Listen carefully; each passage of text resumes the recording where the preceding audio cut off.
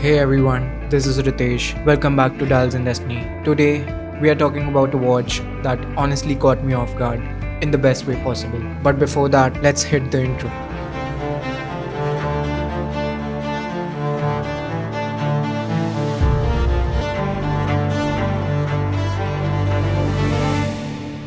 This is the Delhi Watch Company Everest III from the Summit series. I've been wearing it for more than a week now. I just want to keep things honest here, and that's what I do. If there's something I don't like, I'll mention that in the video. Just a quick heads up, this video isn't sponsored.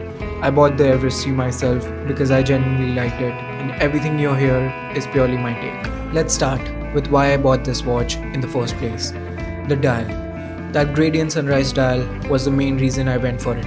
It's got a slight texture, which you'll notice when the light hits right. And the gradient, it's done really well. It's not as saturated or loud as it looks in some pictures. I actually had doubts before buying it, like will I be able to even pull it off? But once I saw it in person, it just felt right. Now, on paper, the specs are solid. The Everest III comes in a 37mm case made of 316L stainless steel with a compact 42mm lug-to-lug and 12.5mm thickness. It has 100 of water resistance, a sapphire crystal up top and a mineral glass case back. The standout here is the 2-layer floating dial, giving it a real visual depth. Inside, it's powered by a super reliable TMI NS35A automatic movement paired with BGW9 Super Luminova loom. The bracelet is stainless steel with a 20mm lug width, and we'll get to the bracelet in just a bit. There's something that happened which I feel is worth sharing. When I received my piece, which actually came in just 2 days, I noticed a very faint decoloration on the dial. This wasn't something you could catch in the photos or even notice casually. You'd literally need a microscope to catch it. I don't know how I even saw it, but I reached out to DWC and they were kind enough to send me a replacement the very next day. The first one got picked up and I had a new one in my hand right away. That kind of customer service deserves a shout out. As for the fit, this wears beautifully. Once it's on, you honestly forget it's there. The bracelet is a flat jubilee style, which finishes the look nicely. It tapers well, though I wish it had 2 more micro adjustments. Just to clarify, flat link jubilee bracelets are different from the traditional jubilee ones. Classic jubilees have a rounder, dome center links that give off more of a dressy vibe. The flat link version here keeps that 5-link articulation but with a sleeker, modern edge. And what I really liked here is how the mid-link stands out slightly. Not in how they catch the light, but how they break the uniformity in a subtle way.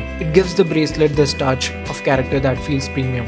And look, this thing is a total strap monster. I've tried it on a couple of straps already and it just works, especially with the FKM rubber. I'm kind of in my FKM era right now and it gives the watch a whole different vibe. It becomes way more casual and beach ready, just something you'd like to have in the summer, which honestly makes sense given its vibe. Let's ease into a few things that didn't quite work for me. First, the date window. When the date hits double digits, like the 12th or the 24th, the number gets slightly cut off.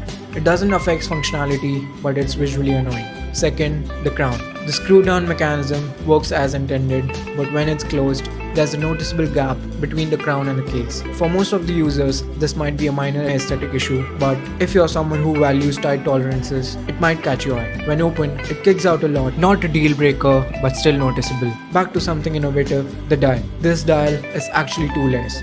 The top crystal layer adds a ton of depth, and when the light hits from the different angles, it creates shadows that are just beautiful. Also, I've been reading comments in many of the videos that it's not something a big of a change, but just hear me out. It's one of the things you notice more the longer you wear it. I'm adding some pictures here to give you a more accurate idea of what I mean, because the kind of depth is hard to capture in just video, especially under indoor light. Also, a small thing, there's a blue sticker on the crown when you unbox it. It's meant to sit flush in the DWC logo engraving, which stands out cool in theory, but in my case, it didn't really sit right. I'm not even sure if it's meant to be removed completely or left on, so that's a bit confusing. And speaking of wearing it, I took it out on a beach day, and that's when the dial really came alive. It looked like someone has captured the sun and the sea and put it inside my watch. There are also a few details that I really appreciate. The engraving on the case back is numbered out of 8849. Now, even though only 2000 Everest IIIs were made and just around 667 of this specific gradient dial exist. So 8849 is actually the height of Mount Everest in meters. A small, thoughtful touch. Oh, and this particular variant sold out in just 2 minutes.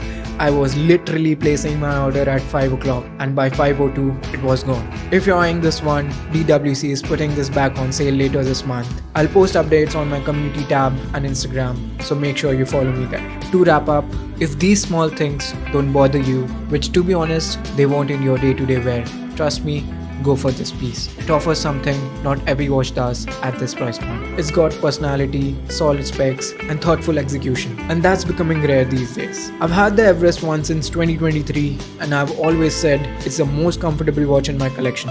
This one, it lives up to the mark without any effort. Now, obviously, I didn't wear it while sleeping, but throughout the day, the NS35 was super consistent. I didn't notice any noticeable time drift. It's a movement that built to last. And in my experience, it lived up to that reputation. And before we close, if you liked the video, give it a thumbs up and maybe consider subscribing if you haven't already.